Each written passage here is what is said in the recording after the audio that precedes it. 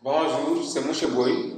Toujours sur la chaîne École du Futur, on va continuer donc la proposition de correction du bac Sénégal 2019, série S2.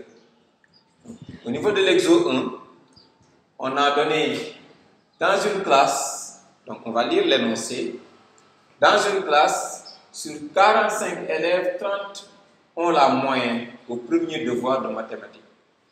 Donc, l'effectif de la classe est 45 élèves et dans ce devoir-là, 30 élèves ont la moyenne. On continue. On considère que si, donc, on va donner des conditions. On considère que si, à chaque fois, donc si vous voyez des si dans un index de probabilité, donc ça renvoie souvent à des probabilités conditionnelles. On considère que si un élève a la moyenne à un devoir donné, la probabilité pour qu'il ait la moyenne au devoir suivant est 1/2. Et s'il rate la moyenne à un devoir, la probabilité pour qu'il ait la moyenne au devoir suivant est 1/3. Soit EN, l'élève a la moyenne au énième devoir, et PN sa probabilité. Donc PN, c'est la probabilité de l'événement EN. Donc ça veut dire que l'élève a la moyenne au énième devoir. Premièrement, déterminer P1, ça veut dire que la probabilité pour que l'élève a la moyenne au premier devoir. Deuxièmement, déterminer P de E2 sachant E1, ça veut dire que l'élève a la moyenne au deuxième devoir, sachant qu'il avait la moyenne au premier devoir. Et maintenant, P de E2 sachant E1 bar. E1 bar, comme E1, c'est l'élève a la moyenne au premier devoir, E1 bar, c'est l'élève rate la moyenne au premier devoir. Ici, P de E2 sachant E1 bar, c'est l'élève a la moyenne au deuxième devoir, sachant qu'il a raté la moyenne au premier devoir. En déduire maintenant P2, ça veut dire que l'élève a la moyenne au deuxième devoir. Ça veut dire qu'au deuxième devoir, l'élève peut avoir la moyenne au premier devoir, donc obtient la moyenne au second devoir, ou bien l'élève rate la moyenne au premier devoir et obtient la moyenne au second devoir. L'essentiel est que l'élève a la moyenne au second devoir. Maintenant, montrez que, toujours l'énoncé, P de n plus 1 égale à 1/6 de P de n plus 1/3. Voilà. Maintenant, troisième question. Donc là, c'est une question de suite.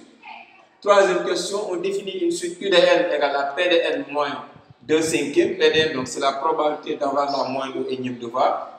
Montrer que U de n est une suite géométrique. Donc si on montre que c'est une suite géométrique, on pourra déterminer donc la raison et le premier terme. Donc grâce à ces éléments-là, on pourra exprimer UN en fonction de n.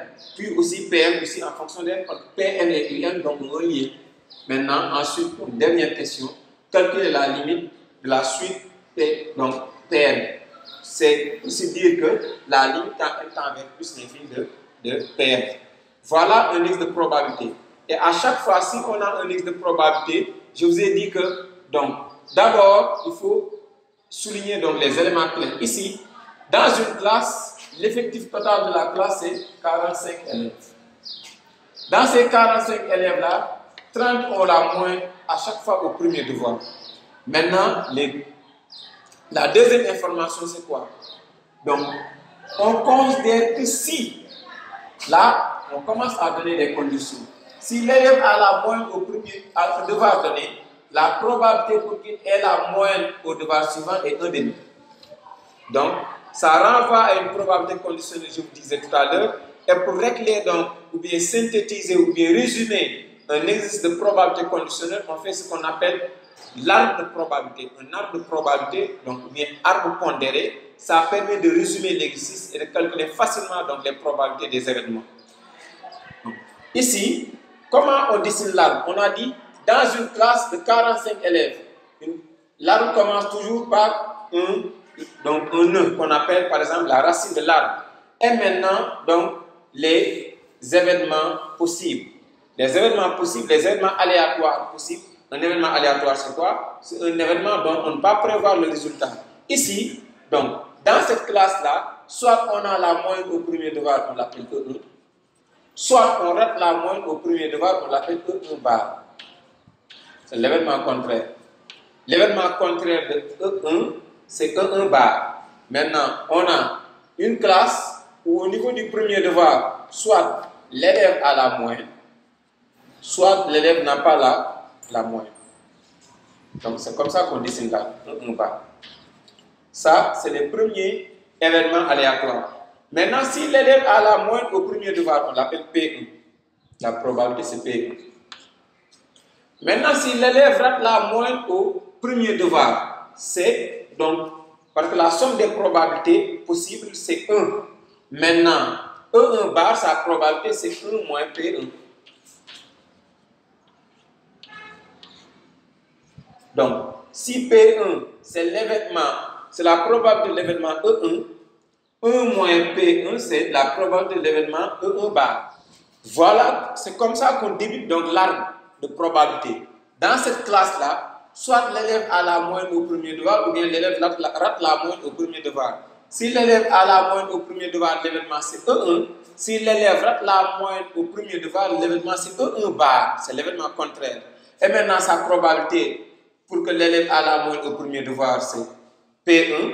Et maintenant, son contraire, donc c'est 1 moins P1. Parce que la somme des probabilités de P de E1 plus P de E1 bar, c'est 1. La somme d'une probabilité et son contraire, donc c'est 1.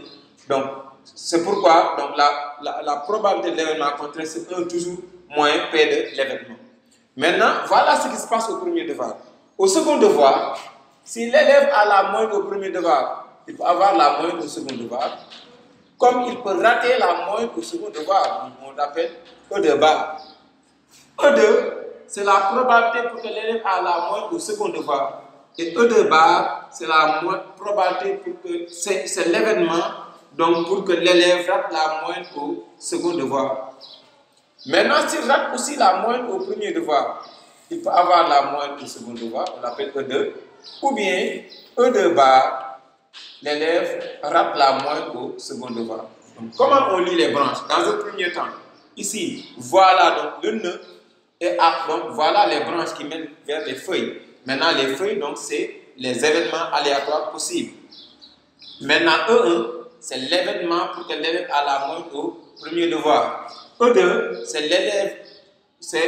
l'événement pour que l'élève a la moyenne au second devoir. Maintenant, ça veut dire que ces branches-là, comment on lit ça? L'élève a la moyenne au premier devoir et l'élève a la moyenne au second devoir. Ce schéma-là, l'élève a la moyenne au premier devoir et rate la moyenne au second devoir. Ce schéma-là, l'élève rate la moyenne au premier devoir et a la moyenne au premier devoir. Ce schéma-là, l'élève rate la moyenne au niveau des deux devoirs, au niveau du premier devoir et du second devoir. Maintenant, on peut toujours continuer là, par le second devoir, troisième devoir, etc. Maintenant, ça suffit pour comprendre ou bien résumer donc, ce texte de probabilité. Maintenant, on va essayer de répondre aux questions. Voilà, on va essayer de répondre à la question 1. Donc, la première question, c'est déterminer P1. P1, c'est quoi? C'est la probabilité pour que l'élève ait la moyenne au premier devoir. Maintenant, la probabilité pour que l'élève ait la moyenne au premier devoir, donc P1, c'est égal à combien? C'est donc, on a dit pour définir la probabilité d'un événement A, c'est cardinal de A sur cardinal de oméga. Cardinal de A, c'est quoi? C'est le nombre de cas favorables. Cardinal de oméga, c'est le nombre de cas possibles. On va retourner donc au niveau du texte. Au niveau du texte, on a dit dans une classe sur 45 élèves. Donc, le nombre de cas possibles, c'est 45 élèves. Et le nombre de cas favorables, 30 élèves, donc, pour avoir la moyenne. Au premier devoir, 30 élèves ont la moyenne sur 45. Le nombre de cas favorables, donc, c'est 30 élèves. Le nombre de cas possibles, c'est 45 élèves. Et donc, à partir de cette fraction-là, on peut simplifier par 15. Donc, 15 divisé par 30 divisé par 15, ça donne 2. Et 45 divisé par 15, c'est 3. Donc, P1 égale à 2 tiers. Voilà donc la probabilité pour que l'élève ait la moyenne au premier devoir. Même, on peut retourner au niveau de notre arbre pondéré pour remplir. La probabilité P1, c'est 2 tiers. Donc, la probabilité de P de E1 bar, c'est 1 moins 2 tiers qui est égal à 1 tiers.